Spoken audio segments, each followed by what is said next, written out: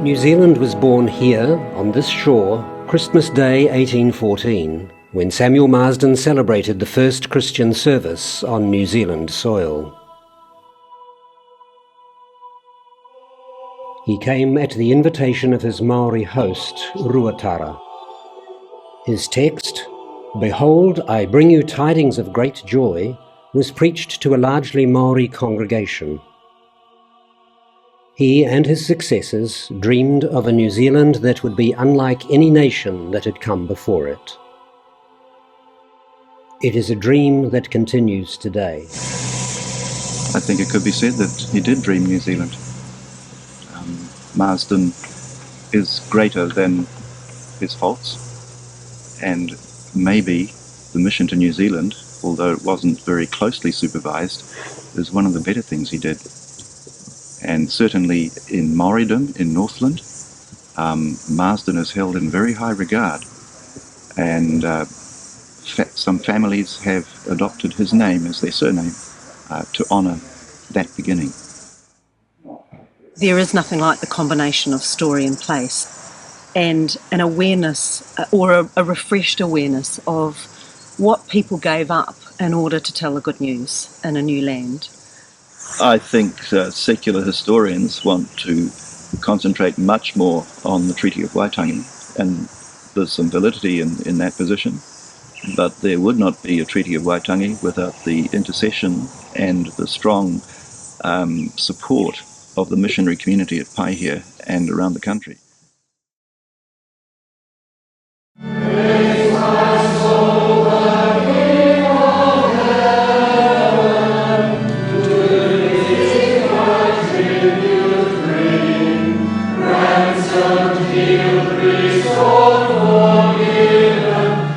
For Christians, it is a chance to remember that the gospel set New Zealand on a path of peace and welfare, making it a model for the world. For the churchgoers, especially Marsden's work 200 years ago, is engaging a bridge between Pakeha and Maori. I think I've been surprised at how moving it has been, actually, because it's very easy for history to live on a page and to not really connect with the emotional content of history. When you're actually standing there, you feel a sense of what those original pilgrims must have gone through. You feel a sense of their aloneness, their isolation, yet the fact that they were all unified in the gospel and all unified in this mission, this vision of bringing good news to New Zealand. They all seem to have this love of where can we take God, where can we take Christ. And that came alive when you actually go and visit the places. It's really cool. I came here as a bride, and I was mustering this property with my husband and waiting for him to come along. So I sat on the top of the pa, sitting there in the quiet. I had an overwhelming experience of presence. Now, I did not know the history at all. I didn't know about the missionaries coming. I didn't really know that there'd been a couple of hundred people living up here on this site. But I sat there and had this experience and wondered what it was about. Well, I knew the place was sacred, and you may have heard of the term a thin place. I didn't know that term then, but I do feel it's a thin place. It's a place where God's presence can be felt, I think, if you just take a few moments to be quiet.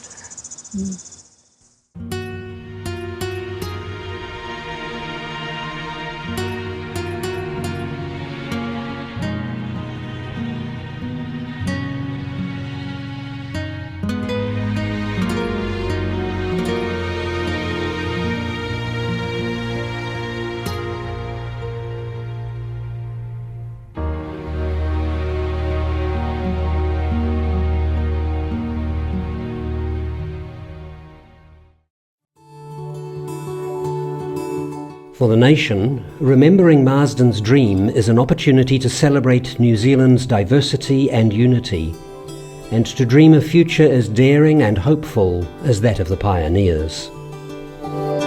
For me, it's having a really great celebration of that anniversary that creates an atmosphere for people to start talking. And everyone's welcome to have their say, and everyone's welcome to talk about what's true in their hearts. And if we celebrate that, there'll be more than just one talking point. There'll hopefully be thousands of positive and challenging and more positive talking points. That's my hope. I've been coming here for more than 10 or 15 years, and for me it's always new. I feel a sense of connection to the country. I feel a sense of connection to the history, because I think it frames how we might imagine our future. Is there a prophetic voice for the church to speak to the nation? Yes, to remind it of the beginnings in New Zealand, which were vastly different from those of our near neighbour and cousins, the Australians. We have to celebrate the fact that we have a special treaty which was godfathered by the missionary community, a treaty which was to preserve some of the integrity of the new colony and those of the original inhabitants. Look at the courage of those Christian pioneers.